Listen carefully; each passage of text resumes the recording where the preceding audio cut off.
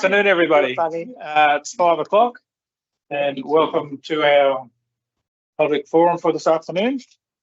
Just ask that you ensure your phones are on silent or switched off, please. And just got to read the following pieces of information. So the public forum is being live streamed via Council's website. A person's image and or voice may be broadcast.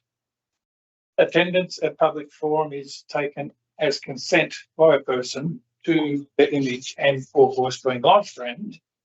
If a person attending the public forum does not agree to being live streamed, they can choose to leave. Members of the public speaking at public forum are reminded that their address is not to include any comments or information that may present a legal risk, including defamatory comments or the disclosure of personal information. Council accepts no responsibility for any damage that may result from defamatory comments made by persons attending the public forum. All liability will rest with the individual who made the comments. A recording of the public forum will be published on Council's website and retained as a council record in accordance with Council's Code of Meeting Practice.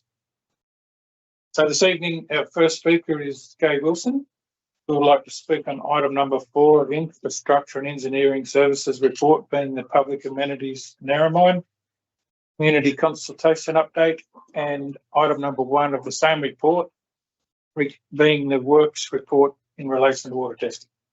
3 minutes, I get 1 ding at 2.5 and 2 dings at 3. Thank you. Sorry. But 2.5 minutes, I'll give you one little, I'll turn around the other way so it works better. 1 minute. 2.5. That's 2. That's 1 for 2.5 and 2 for 3. Thank you, Gay. Yes. One, you've got 30 seconds left. How long have I got? 3 minutes. Good evening, everybody. Thank you, Mr. Mayor, for allowing me to speak once again on the removal of the toilets for the 25 Club built in 1970 odd. With community donated money and the expertise of our local tradesmen at the time, the 25 clubs and the extended community were given the impression and assurance of council at the time they would maintain and keep them clean, however, However, somewhere along the line, this has not happened. It's not going to cost a fortune to keep them open. They are in very solid condition and with a few minor plumbing problems to fix, less than 5,000, I'd say. These toilets are used by locals and travellers, and bus travellers do not and cannot always use the bus toilets due to mobility problems and sometimes embarrassment, dare I say. I'm going to suggest, rather than go to spend $250,000 on the new public toilets, we could redirect people to the toilets at the pool. People have been getting quite accustomed to the fact that the arcade toilets are not for public use. They will be opened at 7 a.m. the toilets at the pool and should be male, female and disabled. Unisex does not fit into our community as it has always worked quite well as being male, female and disabled for years. And the community would rather have them just like that. Let's end that one. The water. What a brilliant idea to have our water tested. But I think we all need to know what the procedure of doing the same thing is. I think the community would like to know. A lot of us aren't on Facebook or anything like that. Our water has had a strange smell at our residence, a chemical-like smell, not like rotten eggs or anything like that, for some months, especially in the mornings. And I've noticed also when I do my washing, which I only wash once a week, it's quite alarming in one way. So all the water comes from the same aquifer and travels in predominantly polypipe, with some areas I know still in the old fibro pipes from the reservoir. And I'm just wondering how they're all going to get on. Thank you. Thank you, Gay. Any questions of Gay, please, from anybody, any councillors? All righty, thanks very much, Gay. I'll give you a clap, mate.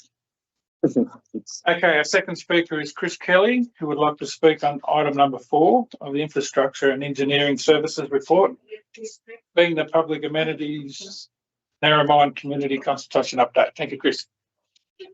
Hello, everybody. Well, we wrapped up this morning. We had quite a number of complaints about those toilets near the police station not being open. One came from a woman at Tottenham who is sick of them being closed. Every time she comes to our town shop, that's where she goes, to there. She's not the only one. Rhonda Anderson is on a walk-up, on a mobile thing. She has complained constantly that she's only got one leg and they are the toilets she chooses to use on the way down here. We had no problem with those toilets before the author of a certain engineer's report came to this town. Now, they're strong, they're durable, and they're Excuse me, Chris. long Chris, before a Chris, certain Chris, person excuse me. decided to close them. Yeah, just stop for a minute. Okay, I did speak. I'm not naming anybody. Yeah, that doesn't matter. We might as well have. So no more of that or you'll be finished. Okay, thank you. Right, well, they've survived the amount of time that they have. Closing them is stupid. I wouldn't agree to any public toilet closing down in Trenny, Temingly or Narromine. They are an asset. The more you've got, the better this town survives. Buses, okay. A bus toilet is only used when it's absolutely urgent. Have you ever used one? With the swaying moving bus, there's a very limited space when you get there too. So imagine having one leg trying to use it. Imagine walking on a walking stick trying to get up a swaying bus, and then when you get in there, you're very limited when you get there. They're only for urgent use. That's why they pull in at public toilets. I'd like to think that every bus going through this town stopped at Narromine to use those ones. They're near the police station and they're safe to use. How the heck is a bus going to pull up at the one in Nymagee Street? They're unnecessary anyway. We don't need those toilets built there. Put a big sign up telling people where the public toilets are. I've noticed we're not being complained to quite as much since they put a map of the public toilets on the door of the one in Coles. But the complaint is they're not open. Now, there shouldn't be any excuse for a public toilet to be closed. And by the way, 30 seconds, mate. right, one more thing. Wanting to urinate or do a number 2 doesn't stop at 4 o'clock in the afternoon. Toilets should be open in this town, at least one of those toilets near the police station open all night for travellers who are going through to use. So do something about it. You are the councillors, you run this show, so please do something about it. It's an asset, not to be pulled down and closed. Thank you, Chris. Any questions of Chris? Councillor Lee. Hello, Chris. I know you're a professional cleaner of industrial areas and toilets. With the Kirith Arcade toilet, vandalism is done under cover of darkness or behind closed doors. With the ones at the arcade, there's 2 doors. This, I just ask your opinion if it might help the vandalism. If those 2 doors were pinned back and open and a privacy screen was put, I've already talked to them. but if this privacy screen was put there, those doors would be open and that would actually halt some of the vandalism. It's not vandalism that's the problem. I've already talked to elders in Dubbo about it, and I've talked to the head of elders there. The problem is drugs and what was being found in the toilets. And the closed doors sort of made it worse, I reckon. If they had someone on there handing out the keys and knew who was going in there and then being checked after they use, it'd be splendid.